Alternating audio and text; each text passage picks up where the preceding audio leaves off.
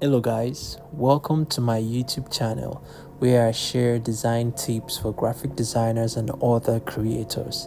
Today we are going to be learning how to generate text effects with Chatgpt. Amazing text effect. We may explore other episodes in this regard, but today we're just going to be focused on how to generate water-like text effect. Now, before we proceed, do me a favor, subscribe to this channel, like this video so that YouTube can keep recommending my videos to others. Thank you very much. Now let's get into it. Now, the reason for this is if you cannot, maybe your laptop is down and you cannot run Photoshop right now, or you can't just access Photoshop right now to do this, or you can't even use Photoshop to do this, ChatGPT can help you do this. All you need to do is to type, say for example, generate text, water text effect with the word hyphen water, preferably a script font. One thing about AI is AI prompts. You have to be specific. You have to be really specific, to get what you're looking for.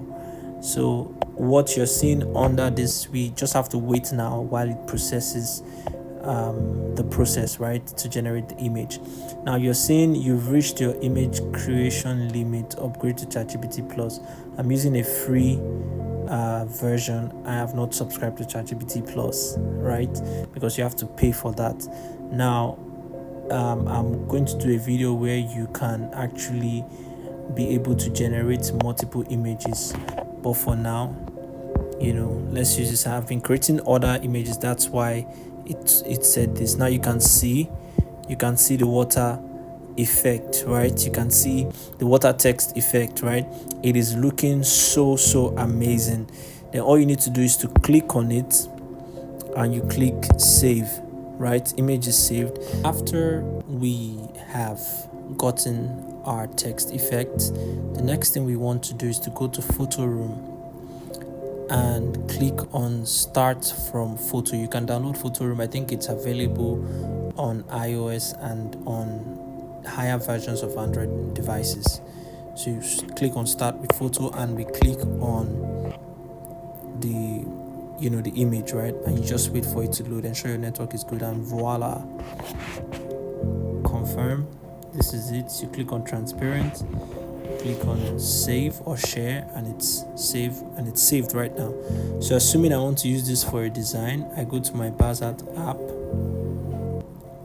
and the next thing I want to do, let's say I want to use this for a design, I just click on add photos and here it is.